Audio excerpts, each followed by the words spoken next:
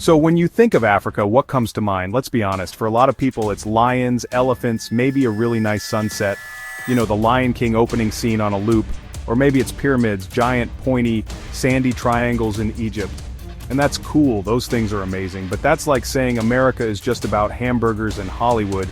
You're missing, well, pretty much everything else. There's a whole spiritual universe on the continent that is deeper, older, and more diverse than most people can even imagine. A world brimming with gods, goddesses, spirits, and stories that have guided millions of people for thousands of years. It's a spiritual landscape as vast and varied as the continent itself.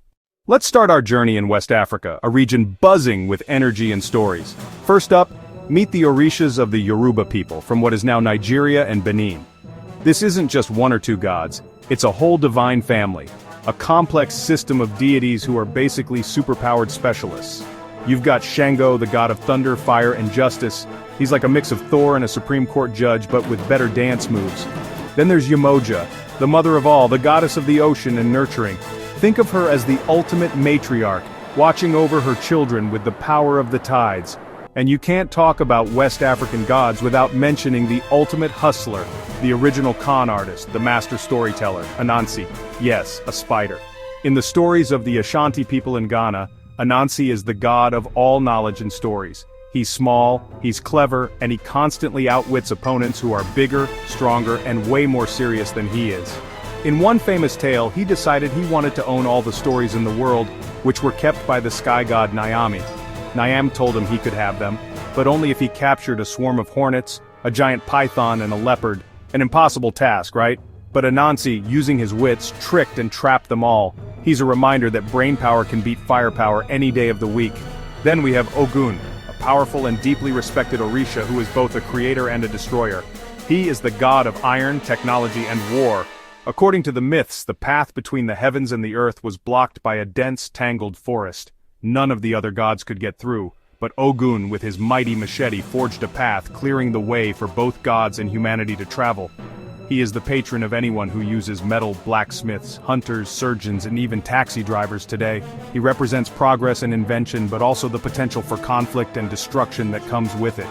These gods weren't distant figures sitting on clouds, they were part of everyday life. People would make offerings to Yemoja for fertility or a safe journey across the water, and they would tell stories of Anansi to teach their children about cleverness, consequences, and the power of a good story. Their influence was woven into the very fabric of society, as essential as the air they breathed. Now let's travel south to the lands of the Zulu, Xhosa, and other peoples of southern Africa. Here, the spiritual world often feels more connected to the earth and the ancestors.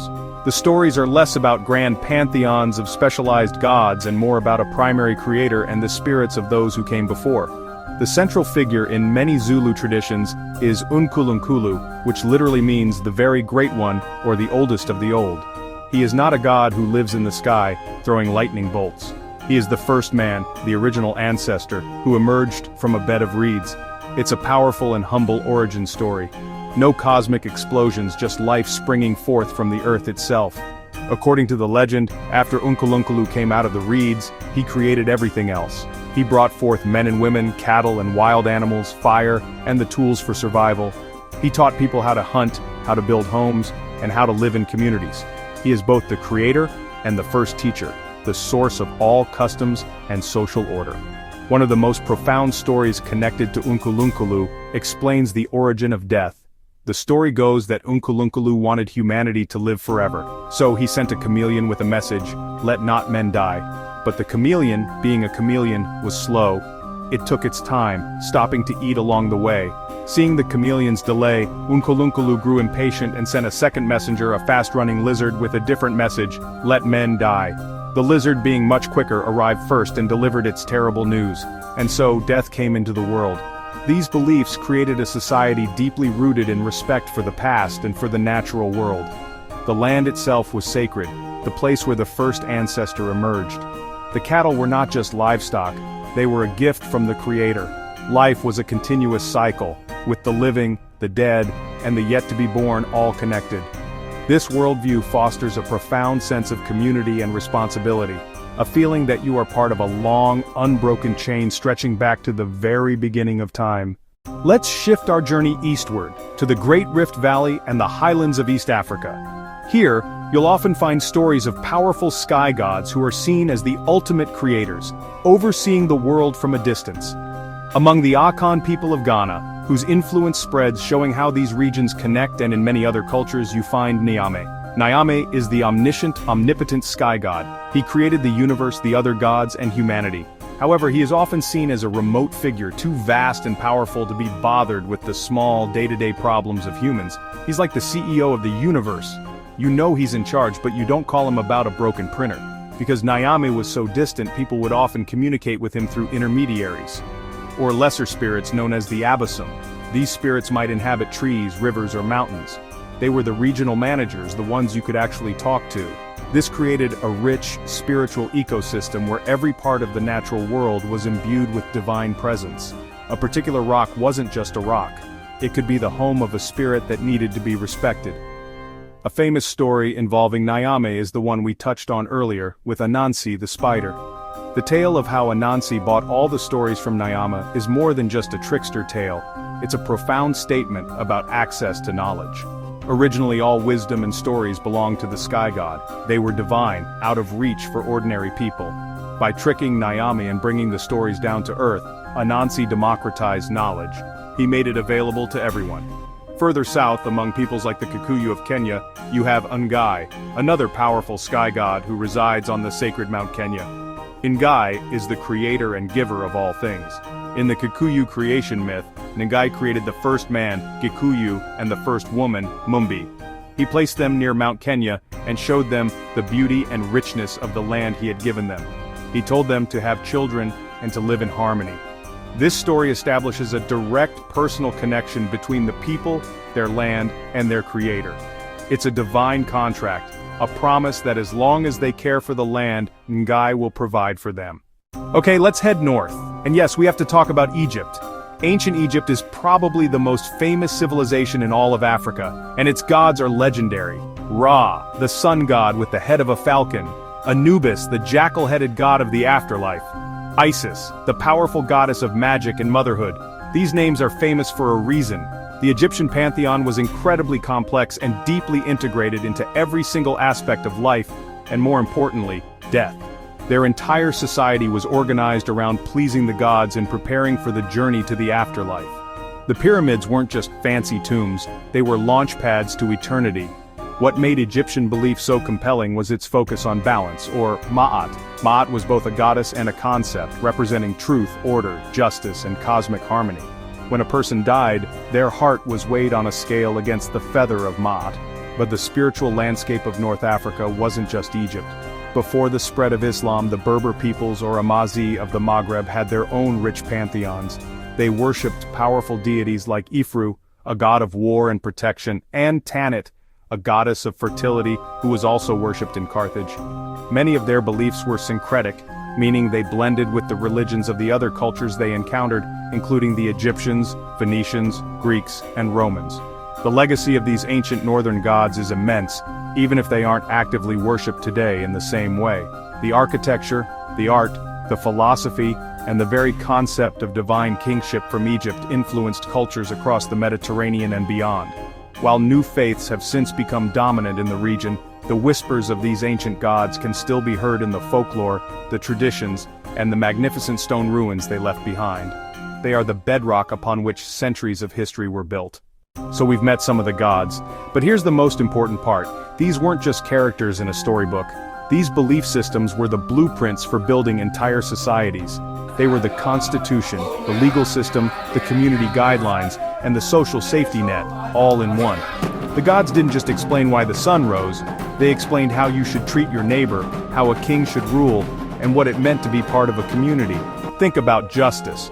In many Western cultures, justice is a set of abstract laws written in a book. But in many African traditions, justice was a divine principle. In Yoruba culture, for example, the god Shango wasn't just a god of thunder, he was the ultimate dispenser of justice. If someone was suspected of a crime, they might have to swear their innocence in Shango's name. It was believed that if they were lying, the god of lightning would strike them down. This wasn't just a deterrent, it was a way of ensuring that truth and morality were at the center of the legal process. These beliefs also shaped governance and leadership. A king or a chief wasn't just the person with the biggest army. They were often seen as having a divine connection, a sacred duty to their people. The king was the bridge between the human world and the spiritual world. His health and well-being were tied to the health and prosperity of the entire nation. If the king was strong, the harvests would be plentiful, and the community would thrive. Furthermore, these spiritual systems fostered a deep sense of shared identity and belonging. The rituals, festivals, and ceremonies brought everyone together, reinforcing their common values and history.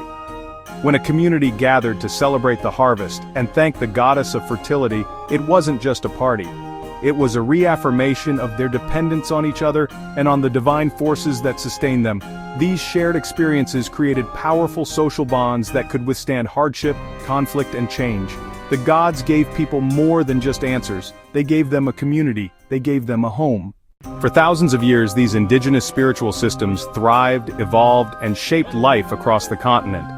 But then, the winds of change began to blow. New ideas and new faiths started to arrive, carried by traders, missionaries, and conquerors. First came Christianity, which took very early root in North and East Africa, especially in Egypt and Ethiopia. Then came the powerful wave of Islam, spreading across North Africa and down the eastern coast through trade routes. These were not just new religions, they were powerful systems with their own laws, cultures, and worldviews. The encounter between these new faiths and the ancient gods of Africa was complex and transformative. In some places, the new religions completely replaced the old ones. People were converted, sometimes by choice and sometimes by force, and the ancient gods were demonized or dismissed as superstition. But it wasn't always a story of replacement. Often, what happened was a process of syncretism, a beautiful, creative blending of beliefs. For example, in parts of the Americas where enslaved Africans were taken, the Yoruba Orishas were often hidden behind the figures of Catholic saints.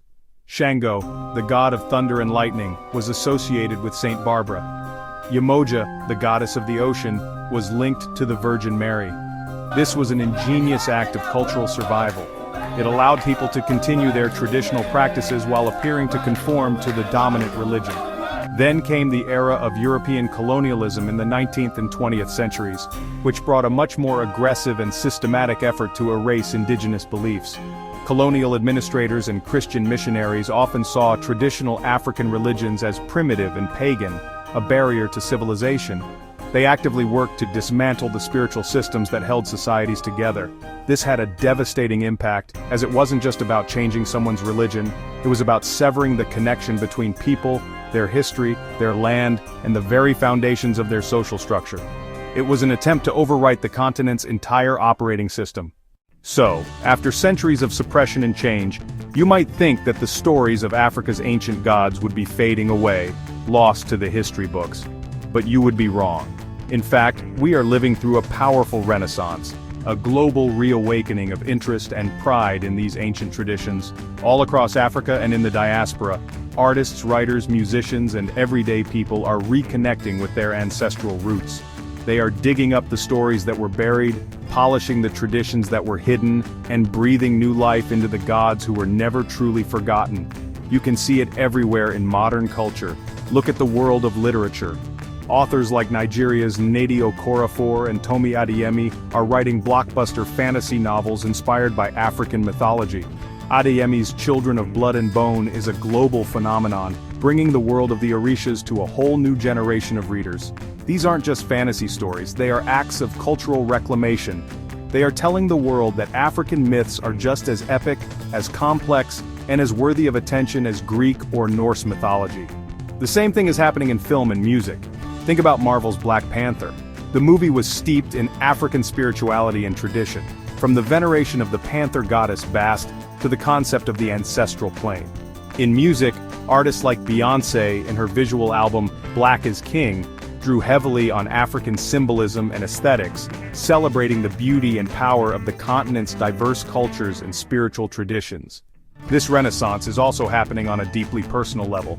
People are seeking out traditional spiritual practices like Ifa, the Yoruba system of divination, as a way to find guidance and meaning in their lives. They are researching their ancestry, learning the old stories, and finding a sense of connection that they feel is missing in the modern world.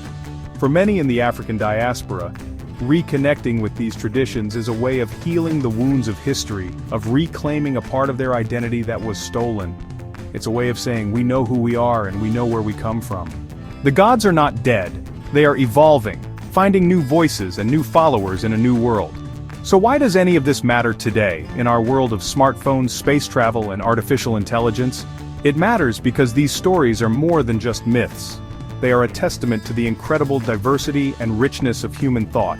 For too long, the world's great mythologies have been a very exclusive club, dominated by Greece, Rome, and the Norse. The vast spiritual library of Africa was largely ignored, left on a dusty shelf. By bringing these stories into the light, we are not just correcting a historical oversight, we are expanding our collective understanding of what it means to be human. These ancient beliefs offer us profound wisdom that is still incredibly relevant today. The emphasis on community over the individual, the deep respect for elders and ancestors, the idea of a sacred balance with the natural world, these are not outdated concepts. In a world struggling with loneliness, environmental crisis, and social division, these ancient African philosophies offer powerful alternative ways of seeing and being. For people of African descent, these stories are a source of immense power and identity. They are a direct link to a history that is deep, proud, and intellectually sophisticated. They are a powerful counter-narrative to centuries of colonial storytelling that tried to portray Africa as a continent without history or culture. Ultimately, the stories of Africa's ancient gods are a celebration of the human imagination. They show us that there are infinite ways to make sense of the world, to build a community, and to find our place in the cosmos. These gods, goddesses, and spirits are not relics of a dead past. They live on in the art, the music, the literature, and the hearts of people around the world. They are a reminder that a story, a truly good story, can never really die. It just waits for a new generation to come along, to listen, and to tell it again. And the stories of Africa are finally being told, loud and clear, for all the world to hear.